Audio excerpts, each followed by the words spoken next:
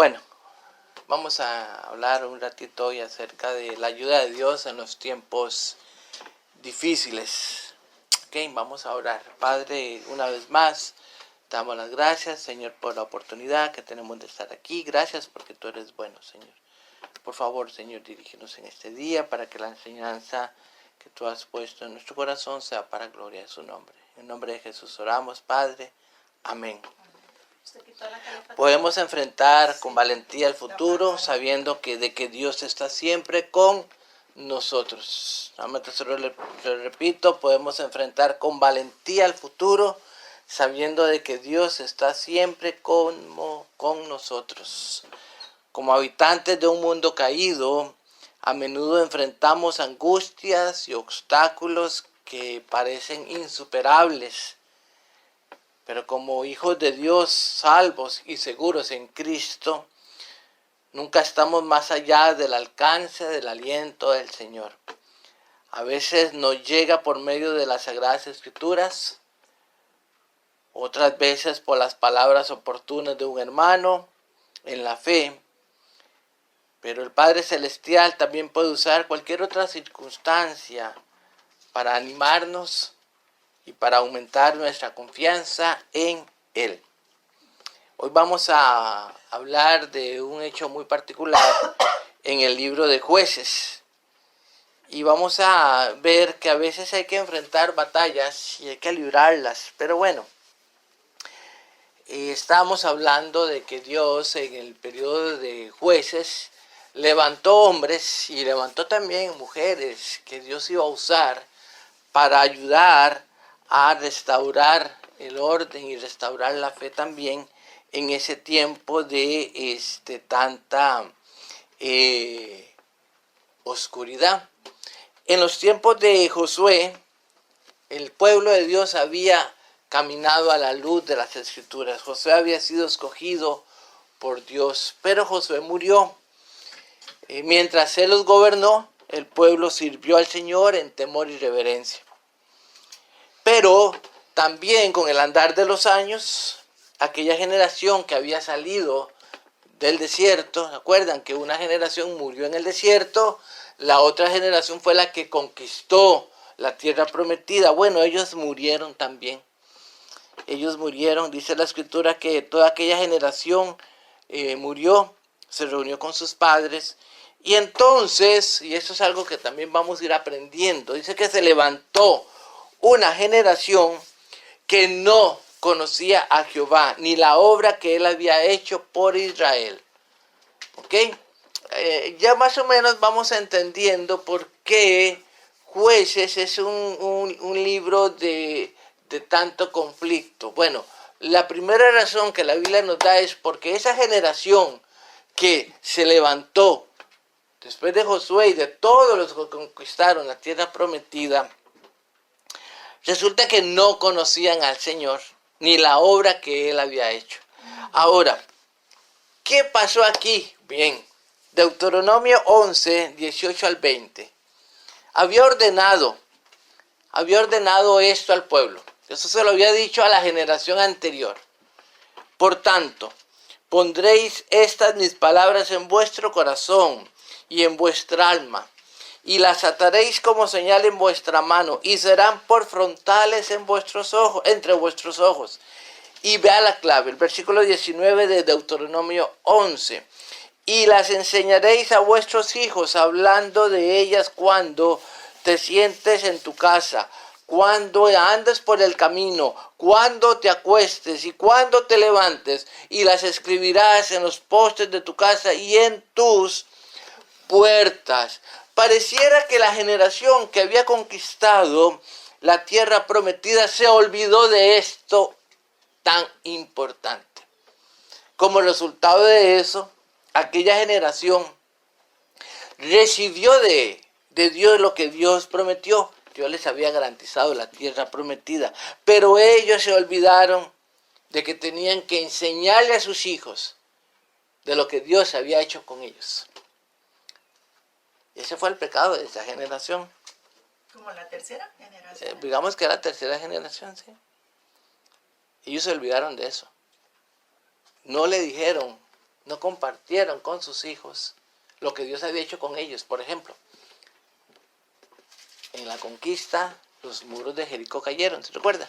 Hablamos de Rahab, la ramera, hablamos de todo lo que Dios hizo en aquel momento. Bueno, pareciera que todos ellos se acomodaron tan bien en la tierra prometida que se olvidaron de sus niños, se olvidaron de la generación que venía.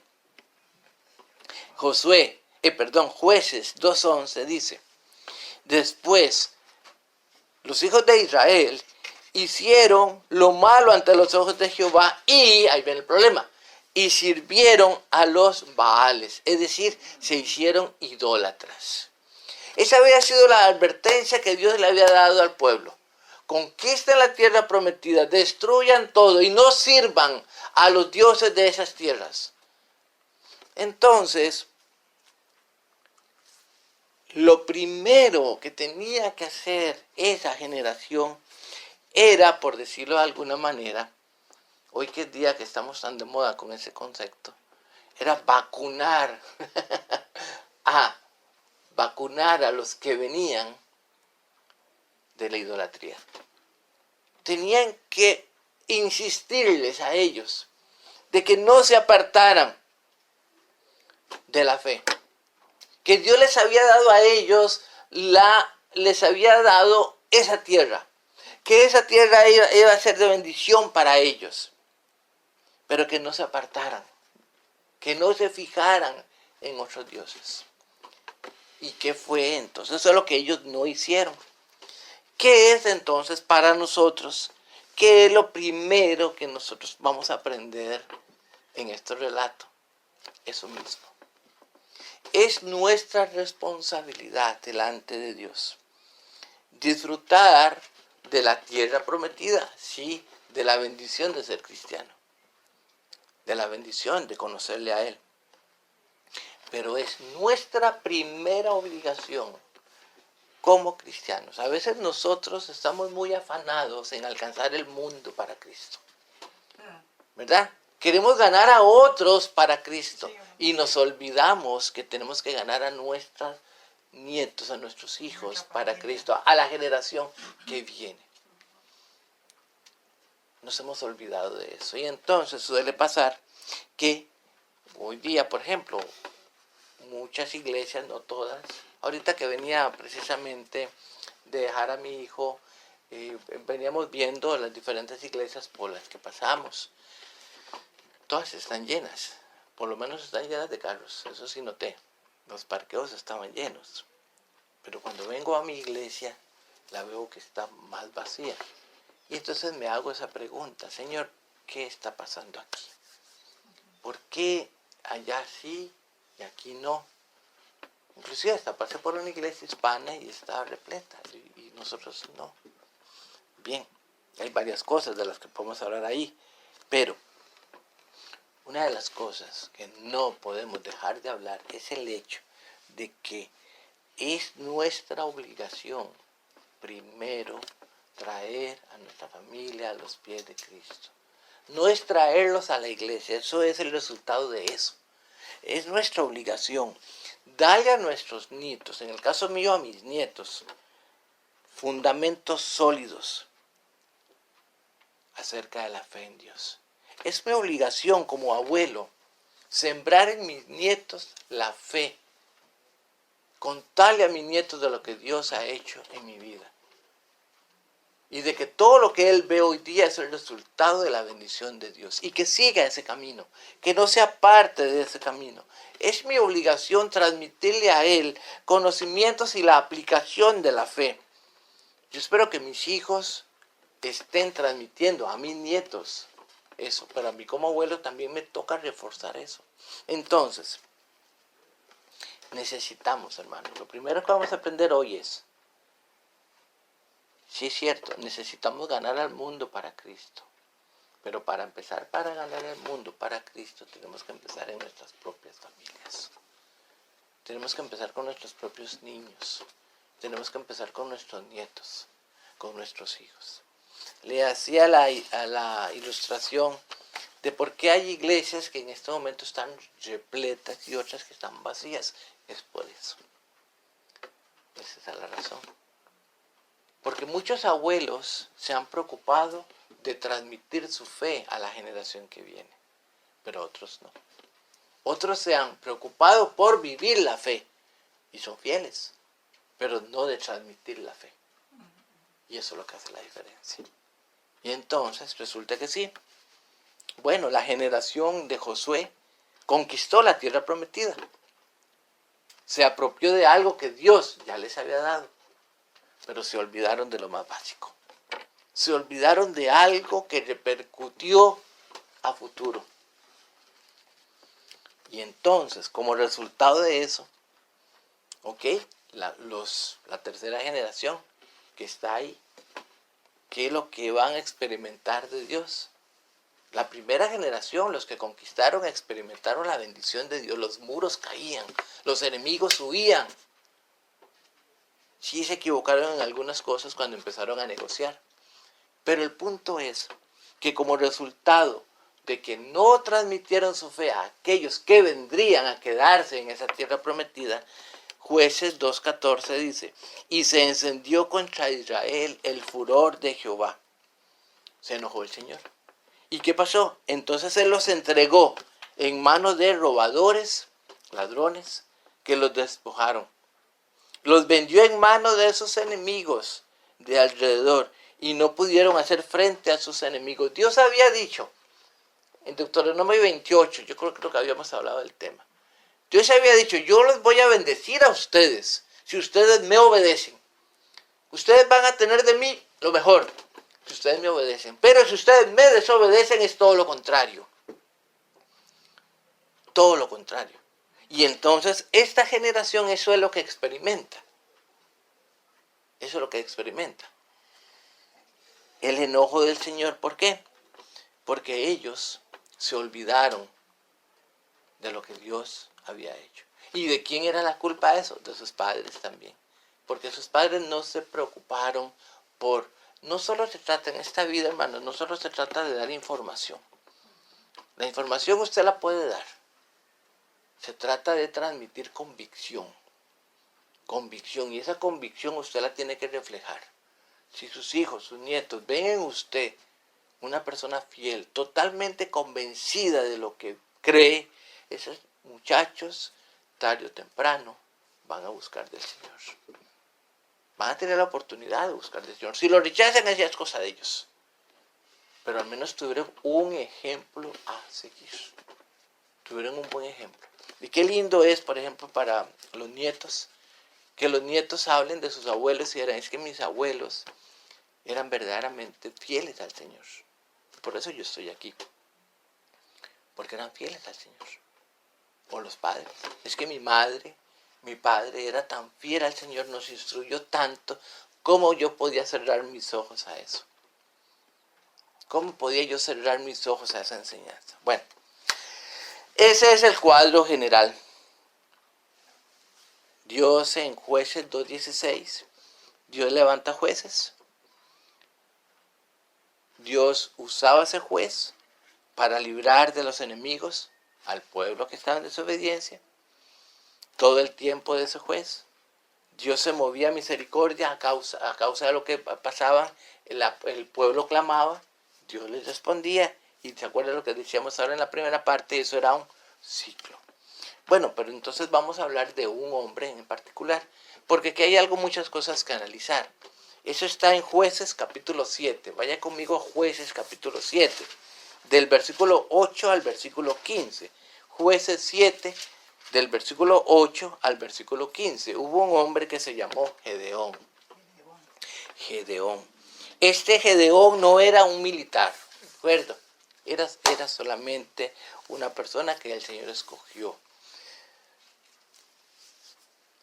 Y veamos lo que el Señor hizo con Gedeón. ¿Ok? Lo primero que tiene que hacer Dios en Gedeón es fortalecer su fe. Porque lo va a llamar a realizar una tarea de liberación. los hechos. Veamos los hechos. Está claro, el pueblo de Israel estaba haciendo lo malo ante sus ojos. Como resultado de eso fueron castigados y entregados en manos de sus enemigos por 7 años. Esos enemigos se llamaban madianitas. Y ellos, capítulo 6, perdón, sí, capítulo 6. Entonces, primero, Dios los había entregado a ellos por 7 años. Y aquí hay un dicho que dice, no hay mal que dure para siempre ni cuerpo que lo resista. Bien, en este caso, Dios, el castigo de Dios para el pueblo de Israel eran madianitas. ¿Ellos qué hacían? Es muy sencillo, ellos se venían y le robaban a Israel la comida. Le robaban la comida. Le robaban el ganado. Entonces Israel estaba en tiempo de pobreza, mucha pobreza.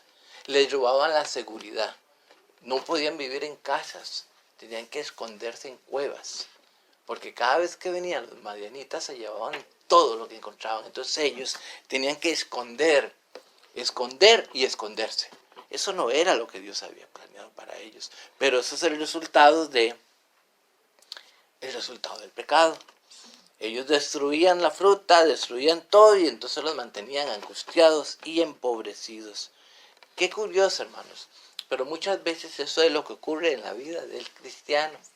Muchas veces el cristiano está en una cueva, en una caverna de problemas, encerrado en en una angustia por causa de su desobediencia.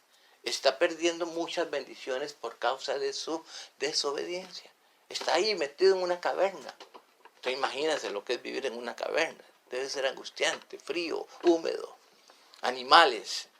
O sea, no es lo mismo que vivir en una casita caliente. No es lo mismo que vivir en una tienda, no es lo mismo. Bueno, la cosa es que la desobediencia en la fe trae precisamente consecuencias. Y en vez de vivir, se sobrevive. En vez de vivir, se sobrevive. Hoy hay cristianos, hermanos, que están sobreviviendo, no están viviendo la fe. ¿Por qué? Porque están en desobediencia. Bueno, Jueces 6:6 dice, y los hijos de Israel clamaron a Jehová. Esta es, hermano, la bendición más grande que todo hijo de Dios tiene. Que a pesar de que nosotros a veces desobedecemos, a pesar de que a veces hacemos cosas que no debemos hacer, siempre en Cristo Jesús tenemos libertad de ir al trono de la gracia y pedir ayuda. Y Dios siempre nos va a escuchar. Clama a mí, yo te responderé y te mostraré cosas grandes y hermosas que tú no conoces. Esa es una de las bendiciones más grandes que cualquier creyente pueda tener. Por eso les decía hoy en la mañana, cuando un cristiano anda en desobediencia, no pierda el tiempo aconsejándole, no pierda el tiempo diciéndole qué hacer. Dígale cuál es el problema. El resultado, el problema muchas veces empieza en que han perdido la relación con su Señor. Y se han apartado tanto que están viviendo en cavernas, en cuevas están encuevados en sus problemas. No ven más allá de la problemática en la que viven. No pueden ver lo que Dios tiene para ellos. Pero es básicamente porque perdieron esa relación con el Señor. Y la bendición que tenemos los cristianos es que nosotros podemos venir a Él. Jesús dijo, vengan a mí todos los cansados, que yo los voy a hacer descansar. Entonces, cuando usted encuentra a una persona que está cansada, agobiada, sí, encerrada en sus problemas, dígale, venga a Jesús. Pues yo soy cristiano, entonces venga y restaure su relación con Él. Si realmente eres de Él, búscalo nuevamente. El cristiano, fiel y verdadero, busca de Dios. El cristiano, fiel y verdadero, busca de Dios. Sabe que ahí está la respuesta. El incrédulo se refugia en ¿dónde? Bueno, en el licor, las drogas, en el trabajo. Y como les dije al principio, hay personas que no viven, sobreviven. Se encierran como un animal, allá en una caverna, el último, donde no los vean. Se encierran, se esconden, cuando pueden ser libres en Cristo. Hay muchas personas que se refugian en su trabajo. Hay personas que no quieren vivir la problemática de sus hogares. ¿Y qué es lo que hacen? Pasan trabajando como locos. Se le enfrió. Está frío. ¿Usted conoce personas así? Yo las conozco. Yo conozco. Sí. Muchas personas que para no lidiar con los problemas de la casa, pasan fuera de la casa. ¿Qué pasa con eso? Que le dejan, por ejemplo, los hombres. Los hombres somos muy dados a dejarle a la mujer la obligación de los hijos. Entonces, si los hijos son problemáticos, yo me convierto en un proveedor y le dejo a la mujer la formación. Eso es un error. Eso es un error. ¿Por qué? Porque el hijo necesita, es un complemento, el hijo necesita de la formación femenina y necesita también la formación masculina.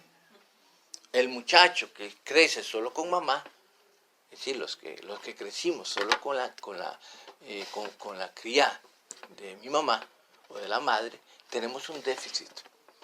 Tenemos un déficit que tenemos que buscarlo en otro lado. Yo, por ejemplo, yo crecí sin la cría, sin el amparo de mi padre. Yo no supe lo que fue tener papá.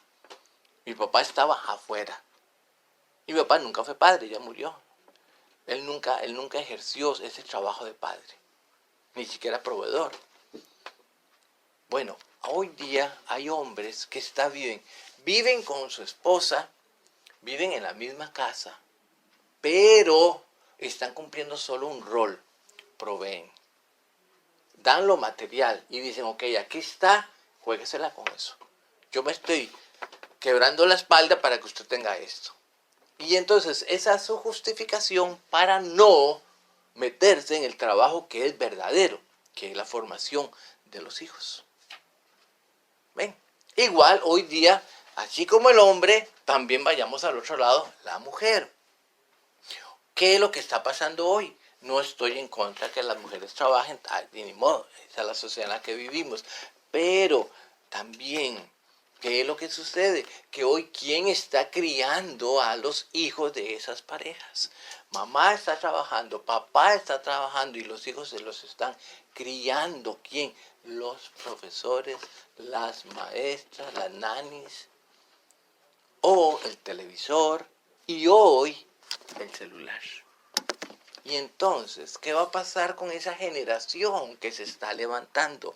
Traen un déficit de atención. Por eso, hermanos, hoy cuando ustedes ven, por ejemplo, en el teléfono, que nuestros hijos, bueno, por la gracia de Dios, mis hijos nunca atravesaron eso, pero hoy muchachos que están siendo acosados en el teléfono, haciéndoles bullying por el teléfono. ¿Por qué son acosados? Porque tienen una debilidad.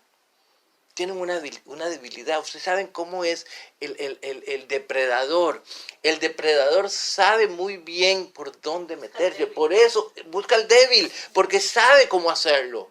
Sabe cuándo hacerlo.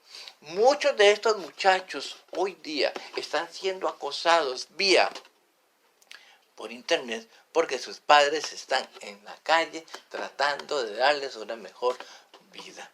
Y les proveen todo lo que necesitan en la parte material, pero no les dan lo que ellos realmente necesitan, que es la parte, formarlos espiritualmente, formarlos moralmente. Ese trabajo se lo dejan para las tardes, cuando llegan cansados. Dígame, ¿cómo puede usted esperar que una madre o un padre ejerza su trabajo como educador en su casa, cuando llegan después de 5, 6, 7, 10 horas de trabajo?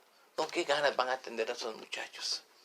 No, duérmanse, apaguen el tele porque yo no quiero hablar, no quiero nada. Quiero descansar. Y mañana tengo que levantarme temprano. El sábado tal vez vamos al parque. ¿Cómo espera usted que la gente venga a la iglesia? Cuando esa generación que nos toca enseñar a estos hijos están cansados.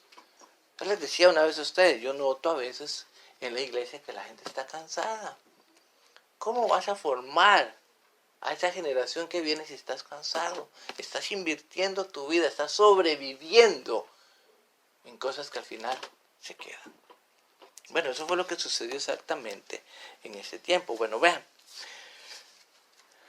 Dios, en su misericordia, responde al clamor. Dice, ahí ustedes pueden leer, no lo voy a leer todo para ir más rápido.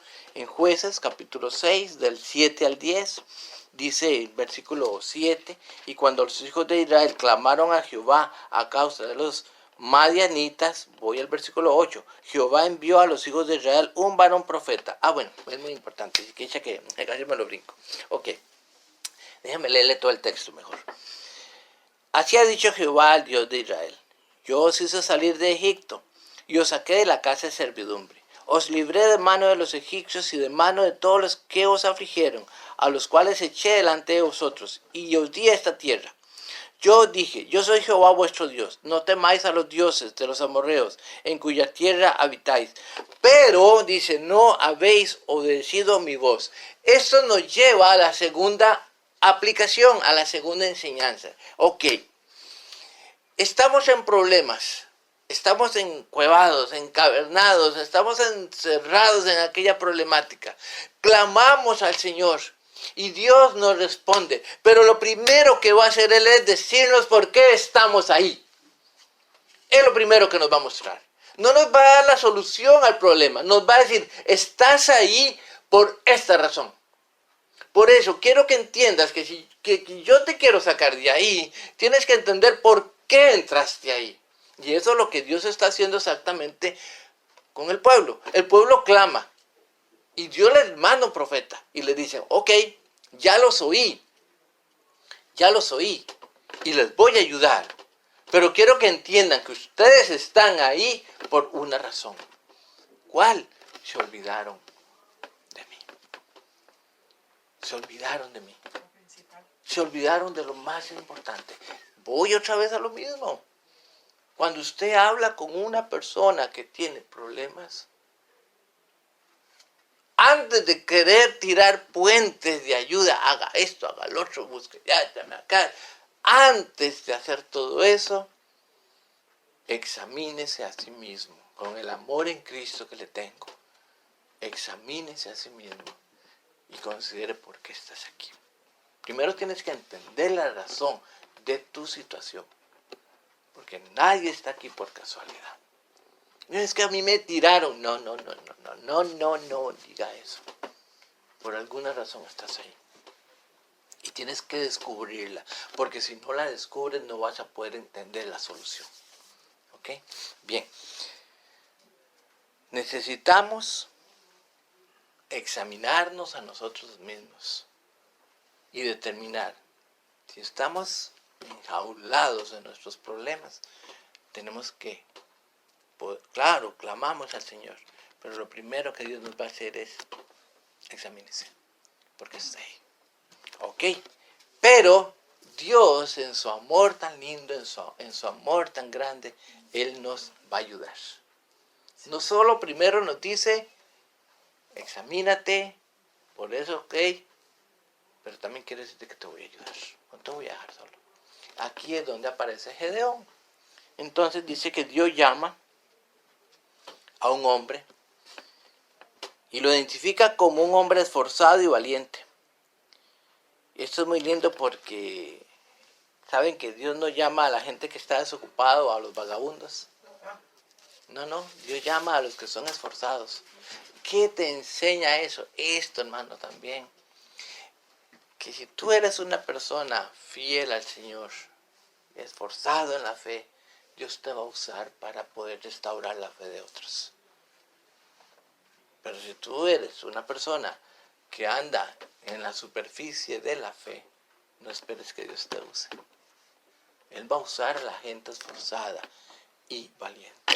ay, es que yo quiero ministrarle a la gente. A veces me pone a mí la atención esto, porque hay personas que andan mal espiritualmente hablando y quieren ayudar a otros que andan mal espiritualmente hablando.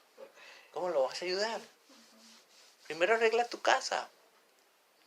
Primero arregla tu vida. Sí.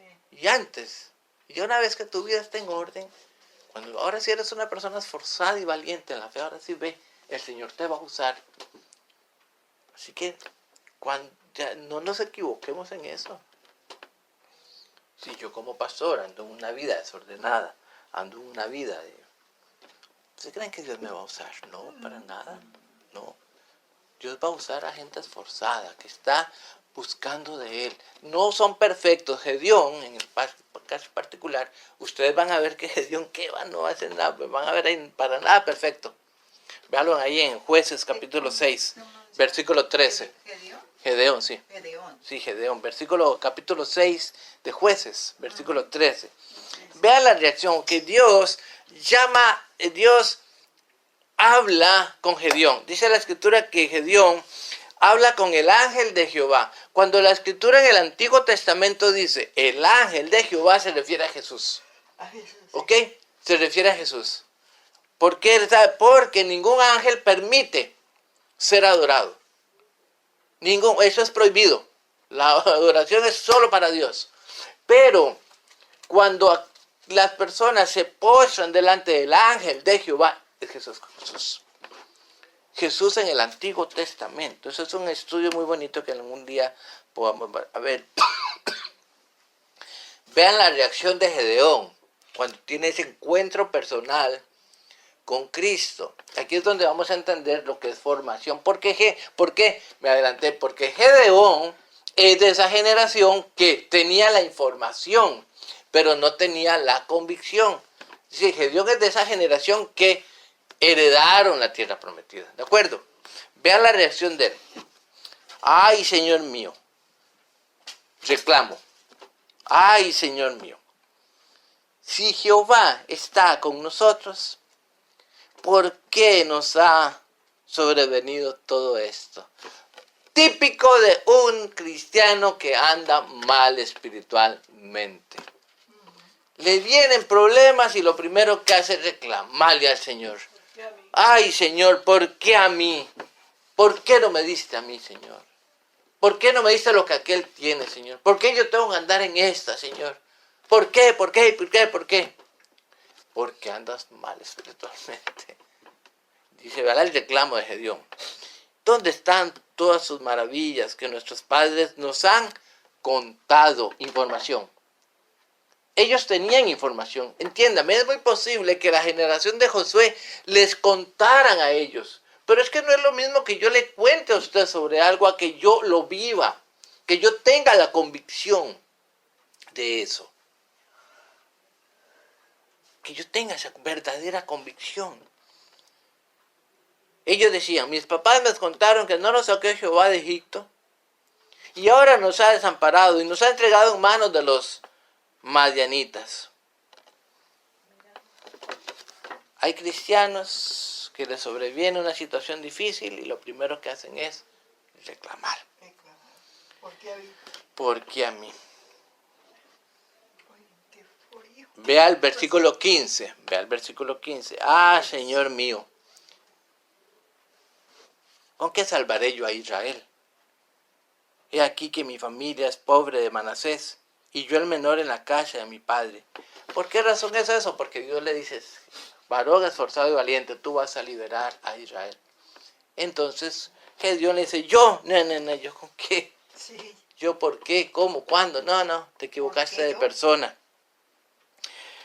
Pero Dios, siempre tan paciente, tan lindo, tan amoroso, le responde de dos maneras. Véanlo ahí, hermanos. Versículo 14. Estamos en el capítulo 6, ¿verdad? Le responde de dos maneras. Y le dijo, ve con esta tu fuerza y salvarás a Israel de las manos de los madianitas. Y le dice, no te estoy enviando yo. Vaya, con esa fuerza que tienes, los vas a liberar. porque yo te estoy enviando. Eso es lo que hace la diferencia. Y le dice, Gedeón, yo voy a estar contigo.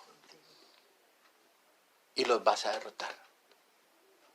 Dos promesas tan preciosas que Dios le da a Gedeón. Hermanos, eso es lo mismo para nosotros. Es lo mismo para nosotros. Cuando nosotros empezamos a vivir la vida en la fe, no es el Señor quien nos conduce, no es el Señor quien está caminando con nosotros. No es el Señor quien nos dijo que Él iba a estar con nosotros todos los días. Él dijo, aquí yo estaré con vosotros hasta el fin del mundo, hasta el fin de los días. Él siempre va a estar con nosotros. Como parte de esa incredulidad de Gedeón, que es una incredulidad, digamos, razonable, Gedeón le pide una señal a Dios. Oh, tú me quieres mandar. Yo necesito saber si realmente tú eres lo que dices ser. Porque él tiene información, no convicción. Ok, está bien. Dios no se enoja, Dios entiende. Él le pide una confirmación. Hermanos, vean, esto también es muy importante para nosotros como cristianos.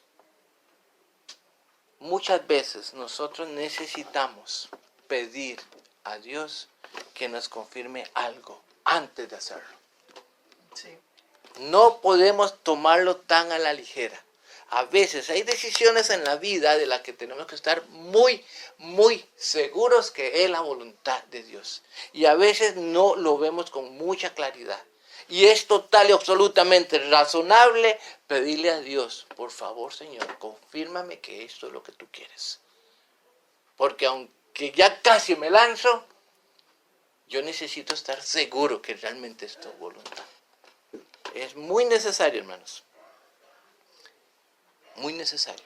Yo lo creo así. Esta historia de Gedeón a mí me lo confirma y me lo enseña. Muchas veces necesitamos pedirle al Señor que nos dé ese tips. Porque a veces hay cosas que son circunstanciales. Y otras veces oímos lo que queremos oír. A veces alguien nos dice exactamente lo que queríamos escuchar y vámonos que nos dejamos ir. Y no siempre la voluntad de Dios. Y si realmente yo quiero actuar en la dirección del Señor, tengo que hacer, Señor, personalmente no estoy seguro. Necesito que me lo muestres de alguna manera que yo lo pueda entender.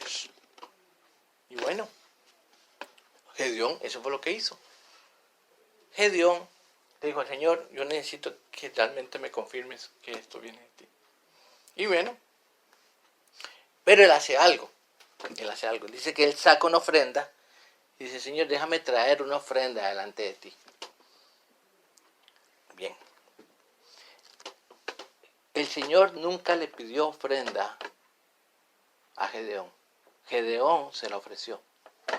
Y entonces el Señor va a usar esa ofrenda para confirmarle lo que Él quiere, la señal. Y bueno, ¿qué nos enseña esto?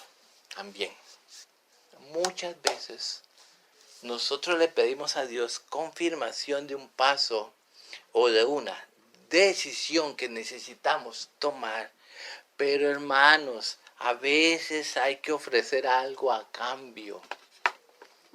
Como un cambio. ¿Verdad? A veces tienes que ofrecerle al Señor un compromiso. Es decirle, quizás el Señor quiere más tiempo. Quizás el Señor quiere que dejes esto, que dejes lo otro. Quizás el Señor quiere que reconozcas ciertas cosas. O quizás el Señor quiere tu vida para servir a otros. O también, hermanos, Dios quiere de ti. Ok, me llama mucho la atención porque a veces suele pasar. Hermanos que piden, ay Señor, bendíceme con trabajo. Ok, amén, gloria a Dios. Pero no le das nada a Él cuando Dios te da el trabajo. No le das nada. No le ofrendas. No le ofrendas nada. Ni tiempo. Ni tiempo. Para ahora ya estás tan ocupado trabajando que ya no tienes tiempo para Dios, y menos si tienes que tocar la billetera. Menos todavía. Ese problema de los diezmos. Mucho menos todavía. Le pediste a Dios el trabajo, pero no estás dispuesto a darle nada a cambio. Y por eso es que tal vez no recibimos la respuesta de Dios. Porque Dios tal vez no está pidiendo, ok, está bien, ya entendí. ¿Tú quieres la confirmación? Sí, ok, está bien. Y ya digo, Dios no le pidió a Gedeón la ofrenda. No, él lo Gedeón se la ofreció. Y entonces Dios se quedó ahí esperando. A veces es lo mismo con nosotros. ¿Cuántas veces el Señor se quedará esperando de nosotros? Ajá. Y, sí, dime, ¿qué? Cumple tus votos delante del Señor. Nos olvidamos mucho de eso, ¿saben? ¿Qué le hemos prometido al Señor? ¿Qué le prometió usted al Señor ahora que cambió el año? Y vamos apenas a mediados de febrero. ¿Cómo vas avanzando? ¿Estás cumpliendo? ¿Estás cumpliendo? ¿O ya dejaste botada la promesa el primer día del año? ¿Ves? Ok. Bueno, hermanos, cuando Gedeón, en el tiempo en que el ángel de Jehová se presenta a Gedeón, el tiempo son escasos, por eso estaban encerrados. Acuérdense, los enemigos les habían quitado todo, pero eso no limitó la ofrenda de Gedeón. Gedeón fue y preparó todo lo que tenía que preparar y fue abundante en su ofrenda para con el Señor. Y él también nos enseña qué tan generosos somos nosotros en lo que le damos al Señor. ¿Nos limitamos a dar lo que Él dice? Acuérdense que no estoy hablando de dinero, esto no es una predicación de dinero. Estamos hablando de ofrenda, mi vida, mi tiempo, mi dedicación. ¿Qué es lo que yo le doy al Señor? Mi servicio, mi oración por otros. No sé, cualquier cosa que a usted se le venga a la mente, lo que el Espíritu Santo le esté mostrando ahorita. Muchas veces, y he escuchado, personas que dicen, es que yo no tengo nada que dar al Señor, por eso no le doy nada. Totalmente equivocado. Usted siempre tiene algo para dar para el Señor, pero resulta que sí tengo para invertir en otras cosas. Si tengo tiempo para comprar, hablemos de dinero, ahora sí. Si tengo tiempo para comprar un carro, si tengo tiempo para comprarme ropa, tengo tiempo para comprarme zapatos, o tengo tiempo para ir a un restaurante. Una vez le decía yo a un hermano, cuando vas a un restaurante y comes, al final te ponen una tabla, ya subió por cierto, del 18 para arriba, ¿verdad? 18 o 25 y tienes que darlo. Tienes que darlo. Ahí la mesera se pone, ok, ¿cuánto va a dar? ¿Cierto? Y usted lo da. Pero cuando la iglesia del Señor habla de diezmos y de ofrendas, no, yo no puedo, no me alcanza. Además, la ofrenda es voluntaria. Yo no tengo que dar lo que, no, yo doy lo que yo puedo. Ok, está bien. Ok, está bien. Está bien. Pero ¿por qué yo doy el tips? Primero, porque tengo la mesera a la par y me da mucha vergüenza no dárselo. Segundo, porque si le doy menos de lo que dice ahí, me va a catalogar como un tacaño. Y tercero, porque debo, porque ya me comí la comida. Pero yo me pregunto, ¿cuánto te dio Dios la bendición? ¿Estás comiendo eso en un buen restaurante? Porque Dios te dio no solo el dinero para hacerlo, te dio la salud para poderlo disfrutar. Pero yo vengo delante del Señor y le doy las obras. Entonces una vez le decía a un hermano, ¿sabe qué es lo que sucede? Que como nosotros con Dios somos tacaños porque nos encanta darle limosnas a Él. Es un concepto de limosnas que nos enseñaron desde pequeños. Exactamente. No nos enseñaron a ofrendar, no nos enseñaron a dar limosnas. Y el cristiano tiene que ofrendar. Y no es ofrendar por cumplir, sino hacerlo de corazón. No pensando en lo que se tiene, no pensando en eso, sino más bien en lo que Dios le va a dar. ¿Qué es lo que Gedeón Gedeón necesitaba saber? Que realmente él era Dios y que lo estaba llamando. Muéstramelo, Señor. Y le presentó una ofrenda y el Señor se lo mostró a través de esa ofrenda. Muchas veces, hermanos, negociamos con el Señor cuando se trata de ofrendas. póngale el nombre que sea esa ofrenda. Nosotros somos muy buenos para negociar. Como dicen por ahí, todo para adentro y nada para afuera. Dios, ¿cuánto me vas a dar si yo te doy tanto? Y hay gente muy astuta y se aprovecha de eso, ¿verdad? Dios, yo te doy 100, pero dame 1000. ¿Quién dice que la Biblia dice eso? ¿Quién dice que la Biblia, que Dios es un mercader? No. La ofrenda es delante del Señor, es una ¿cómo se llama? Es obediencia, es amor, es temor. Yo doy al Señor porque Él me dio a mí primero. No doy porque debo, doy porque le amo al Señor. Es diferente. Bueno, avancemos, yo voy a terminar. Dios le concede a Gedeón la señal que él pide. Pueden verla ahí en Jueces 6, 20 y 21. Él le concede, efectivamente, ustedes pueden ver que el Señor consume todo aquello, ¿verdad? Lo que él le trajo, ¿verdad? El Señor no se lo comió, sino es una ofrenda y no lo consume con el fuego y le muestra, ok, sí, yo soy Dios. Ahora bien, donde quiero hacer énfasis es, ¿cuál fue la reacción de Gedeón cuando recibió la confirmación de Dios? ¿Qué fue lo que hizo? Y ahí está la clave también, hermanos. En 6, 22, 23. Viendo que la señal que Dios le hizo, sí, yo soy quien soy, le dice, que era el ángel de Jehová, Jesús, en el Antiguo Testamento.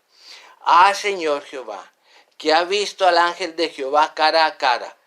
Pero Jehová le dijo, pasa a ti, no tengas temor, no morirás. Ok.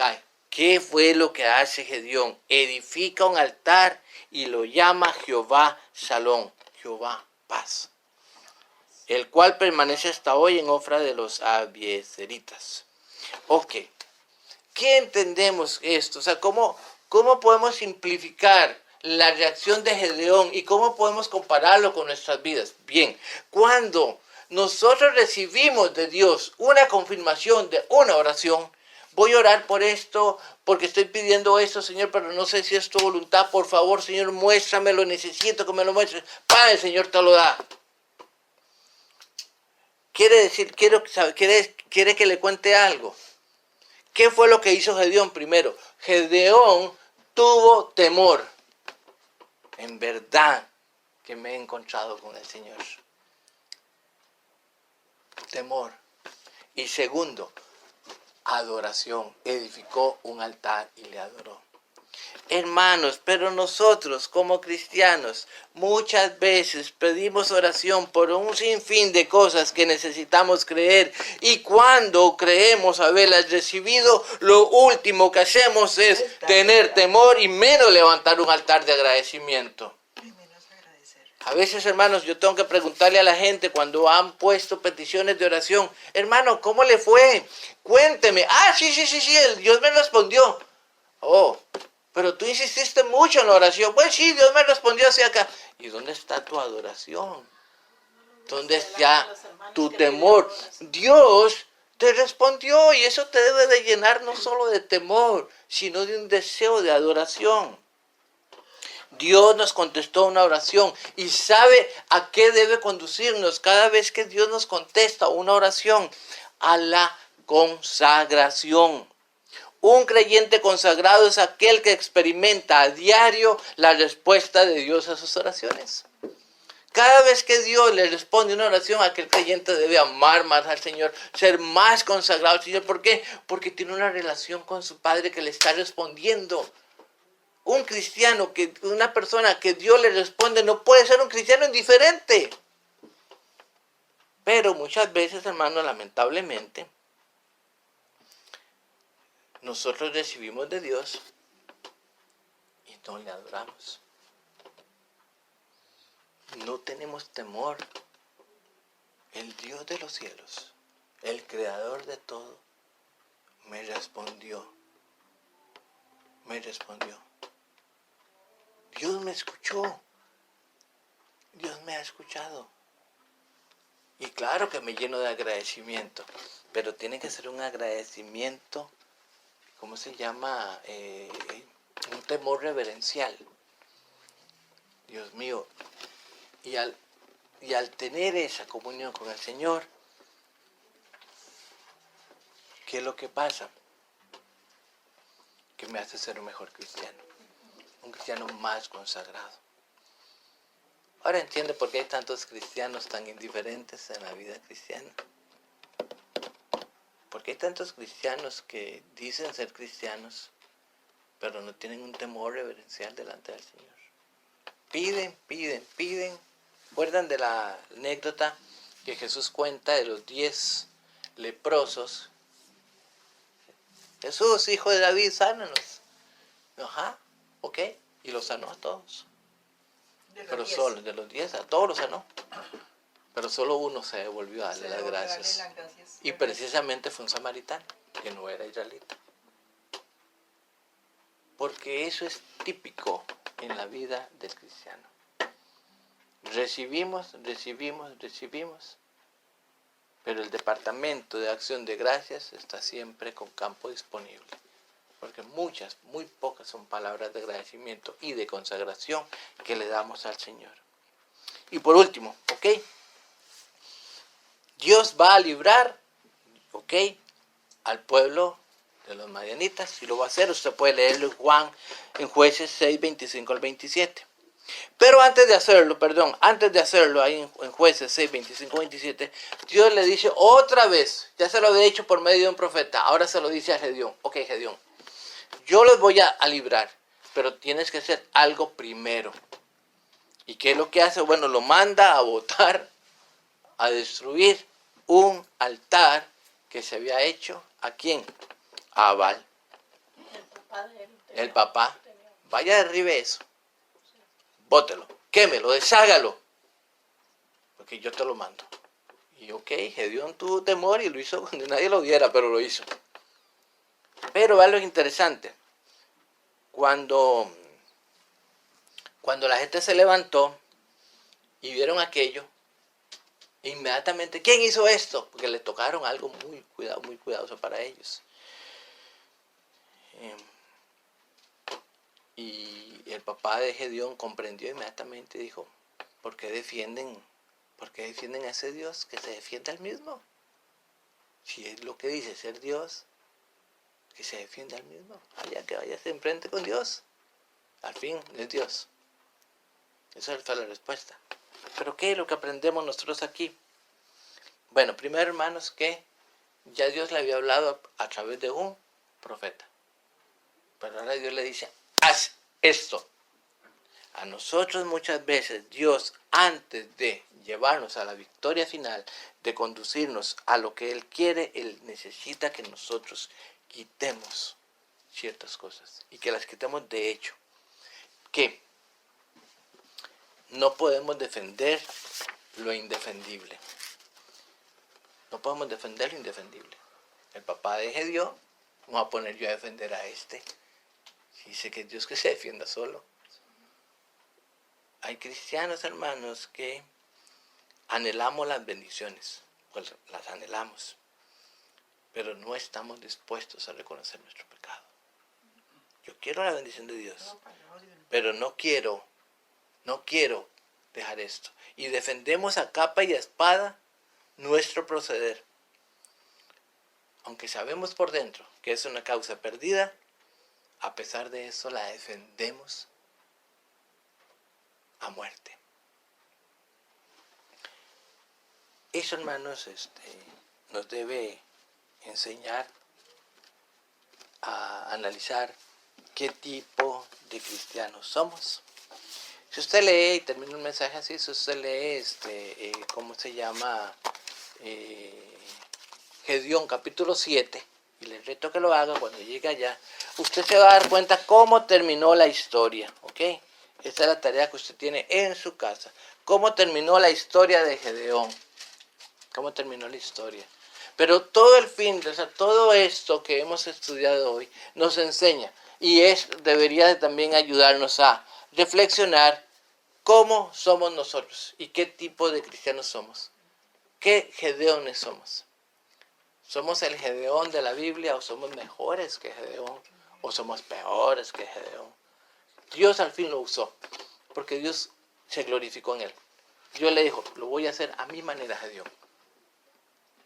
Van a ver, al final yo uso solo 300 hombres y no necesito siquiera de que esos hombres se enfrentaran al enemigo. Él se encargó de todo lo demás. Lean capítulo 7 de Jueces. Dios lo hizo como tiene que hacerlo, porque Él es Dios. Pero muchas veces no tenemos la bendición de Dios, no logramos apropiarnos de la bendición de Dios, porque insistimos en hacerlo en nuestros términos y difícilmente obtengamos la bendición ahí. Siempre vamos a dejar algo de camino, porque no es lo mismo que lo haga usted a que lo haga Dios. ¿Okay? Padre, gracias damos en esta mañana una vez más por tu palabra, gracias porque en ella aprendemos, nos enseñas, nos muestras, nos confirmas, Señor. Ayúdanos, por favor, ayúdanos, Señor, a despojarnos cada día de esta naturaleza que nos empuja a hacer las cosas a nuestra manera, y ayúdanos a cada día a ser cristianos más consagrados, verdaderamente más entregados a ti, Señor. Que aprendamos a caminar en tus condiciones y no en las nuestras, Señor. Ayúdanos para que las historias como esta de Gedeón nos den las convicciones que necesitamos para vivir